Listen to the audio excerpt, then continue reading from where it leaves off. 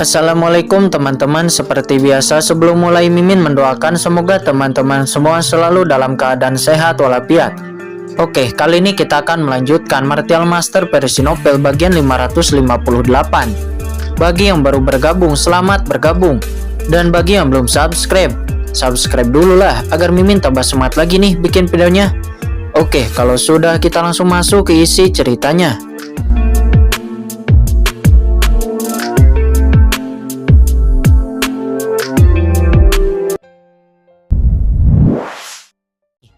Tetapi mereka tidak tahu apa yang sedang terjadi. Setelah kejadian itu, beberapa ahli di benua Tianwu yang telah menerobos alam suci tidak dapat menembus kehampaan dan tiba-tiba menyadari bahwa mereka tidak dapat merasakan pemanggilan surga. Kata Gu Junren. Apa? Qin Chen dan yang lainnya terkejut. Setelah seluruh benua terguncang oleh gempa, semua ahli di ranah alam suci tidak dapat menembus kehampaan. Bagaimana mungkin ini bisa terjadi? Bawahan juga menerobos alam suci setelah guncangan itu. Secara alami, bawahan dan yang lainnya tidak bisa menembus kekosongan dengan paksa, dan semuanya hanya bisa tinggal di benua Tianwu. Kata Gu Junren. Kapan itu terjadi? Kata kucing hitam besar. Bawahan tidak ingat. Lagi pula, bawahan tidur selama bertahun-tahun yang tak terhitung jumlahnya setelah kematian. Tetapi menurut perkiraan, sekitar 20.000 tahun yang lalu, kata Gu Junren. 20.000 tahun yang lalu? 20.000 tahun yang lalu, kucing hitam besar itu mungkin masih tertidur di alam rahasia iblis surgawi. Dan sebelumnya setelah meninggalkan alam rahasia iblis surgawi, dia menemukan bahwa beberapa perubahan khusus telah terjadi di antara langit dan bumi. Tetapi perubahan apa itu, kucing hitam besar juga tidak tahu. Namun melihatnya sekarang, mungkinkah itu karena ketidakmampuan untuk menembus kehampaan dengan paksa? Kucing hitam besar itu tenggelam. Jika tidak bisa menembus kehampaan dengan paksa, apa yang harus dilakukannya? Kamu mengatakan sebelumnya bahwa kamu tahu tempat apa ini. Lalu apa yang terjadi? Kata Qin Chen, dia bertanya. Tuan, apakah Anda tahu dari mana asal-usul Laut Dewa Darah? Tanya Gu Junren. Qin Chen terkejut, dia benar-benar tidak tahu. Dan segera menoleh kepada Pu Qiankun. Sebagai Presiden Tanah Suci Darah, Pu Qiankun harus mengetahui sesuatu. Laut Dewa Darah, legendanya adalah bahwa ada pertempuran besar di sini di zaman kuno. Ahli di ranah alam suci yang tak terhitung jumlahnya mati. Dan akhirnya Laut Dewa Darah terbentuk. Dan pada akhirnya pada waktu itu, para master dari Tanah Suci Darah memutuskan untuk mendirikan ibu kota suci di Laut Dewa Darah. Kata Pu Qiankun dengan suara yang dalam. Ini adalah rahasia Tanah Suci Darah, hanya dia yang mengetahui ini. Mendengar ini Qin Chen terkejut. Laut Dewa Darah ternyata terbentuk dari jatuhnya orang kuat yang tak terhitung jumlahnya. Ini terlalu menakutkan. Kamu benar, Laut Dewa Darah memang terbentuk karena pertarungan ahli kuat yang tak terhitung jumlahnya. Tetapi tahukah kamu, mengapa ahli kuat yang tak terhitung jumlahnya itu berperang di sini? Kata Gu Junren. Mendengar ini Pu Qiankun terdiam. Dia tentu saja tidak mengetahui hal ini, dan hal ini tidak diceritakan di dalam sejarah. Kemudian Gu Junren menjelaskan bahwa dahulu kala dia dan semua ahli alam suci di benua Tianwu berkumpul bersama untuk mendiskusikan tentang gagalnya menembus kehampaan. Namun di saat itu tiba-tiba terjadi guncangan, dan sebuah celah muncul di kehampaan, dan sesosok tiba-tiba keluar dari celah itu. Sosok itu berjalan terhuyung-huyung. Nampaknya dia sangat terluka. Semua ahli alam suci di benua Tianwu melihat sosok orang itu dan menyadari bahwa jika orang itu disembuhkan dari cedera, bahkan jika semua ahli yang ada di benua Tianwu bersatu, mereka semua tidak akan bisa mengalahkan orang itu. Kemudian sosok orang itu berkata bahwa dia berasal dari surga. Dia terluka karena pertempuran hebat di surga. Dia datang ke sini secara tidak sengaja. Hanya setelah cederanya pulih, dia akan segera pergi dari sini. Apakah Anda mengatakan bahwa ada pertempuran besar di surga? Kata kucing hitam besar itu, dia tiba-tiba muncul di depan ahli kuno Gu Junren. Qin Chen dan Pu Qiankun juga terkejut. Apakah ahli di ranah alam suci yang tidak bisa menembus kehampaan itu diakibatkan karena pertempuran di surga ini? Kemudian Gu Junren melanjutkan. Namun selanjutnya sosok orang itu diam-diam melahap asal-usul langit dan bumi dari benua Tianwu. Jelas waktu itu kami semua menyerang sosok orang itu. Namun walaupun kami semua bergandengan tangan, dan walaupun orang itu terluka, kami semua masih tidak bisa untuk mengalahkan orang itu. Banyak ahli pada saat itu meninggal dan berubah menjadi lautan darah. Menjelaskan tentang hal ini, wajah Gu Junren nampak memiliki jejak ketakutan. Setelah sekian lama, dia kemudian melanjutkan. Setelah banyaknya ahli yang jatuh, orang itu pada akhirnya dikalahkan.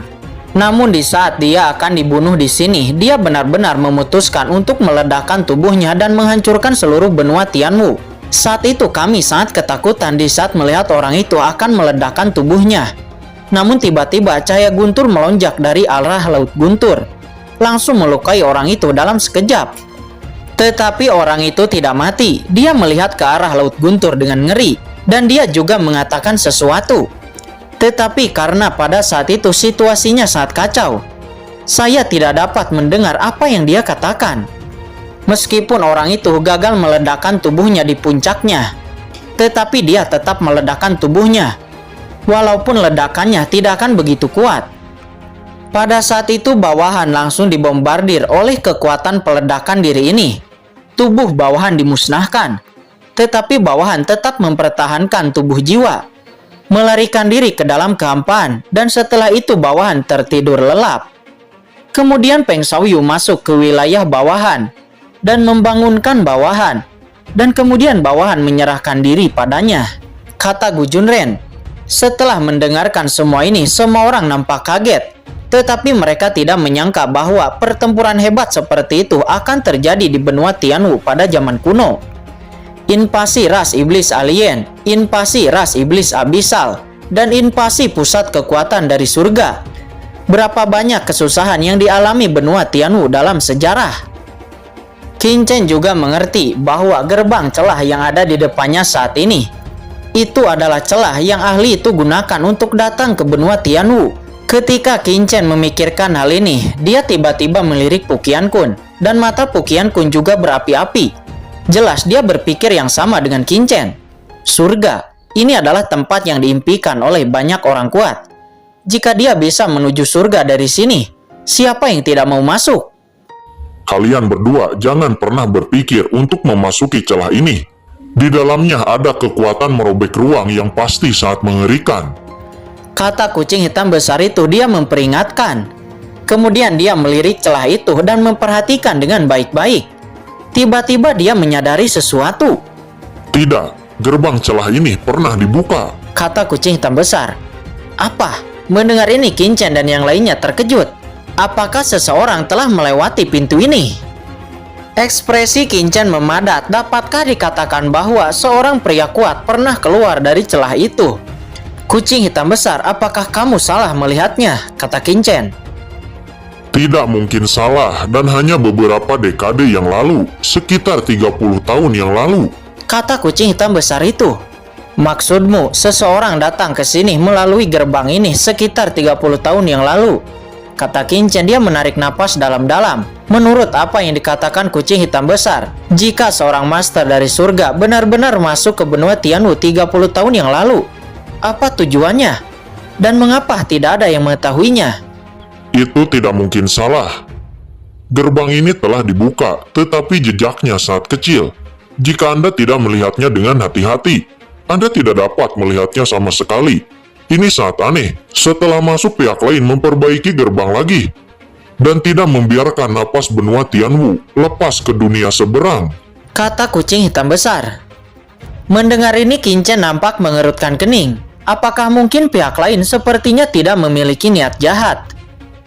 Selanjutnya Qin Chen tidak berpikir terlalu banyak.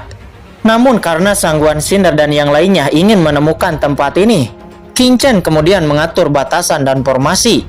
Bahkan jika Sangguan Cinder dan yang lainnya menemukan tempat ini, mereka tidak akan dapat memasuki tempat ini dalam waktu yang singkat. Namun sesaat Qin Chen menyadari tata letak larangan membuatnya merasa sangat familiar. Sepertinya dia pernah melihatnya di suatu tempat sebelumnya.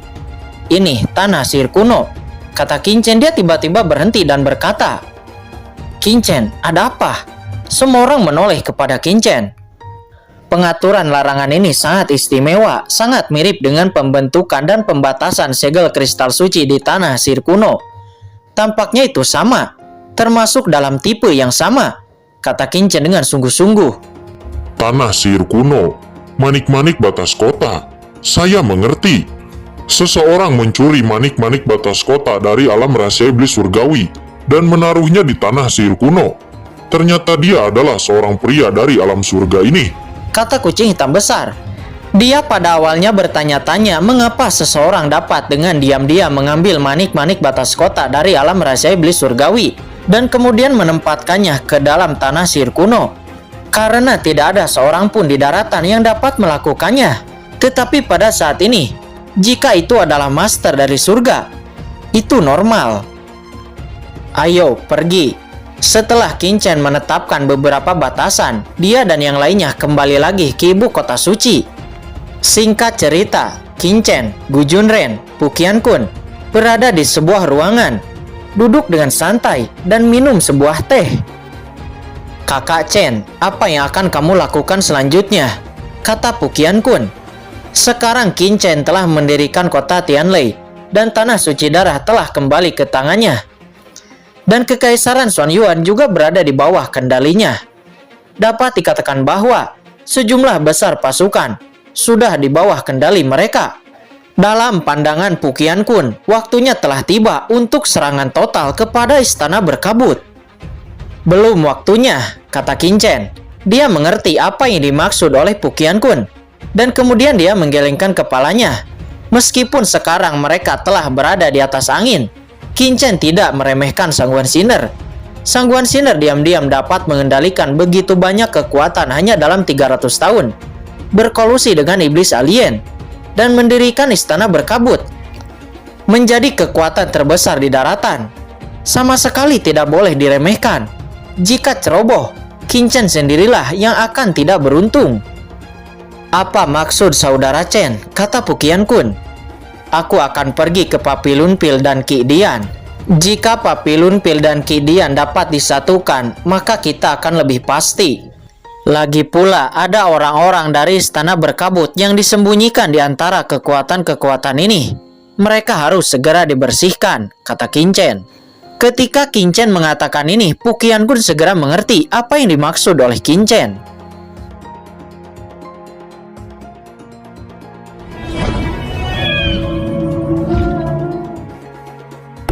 Oke guys, sudah dulu ya. Jangan lupa subrek biar lanjut terus ceritanya. Bagi yang sudah subrek, mudah-mudahan dimudahkan rezekinya. Mimin undur diri. See you next and goodbye.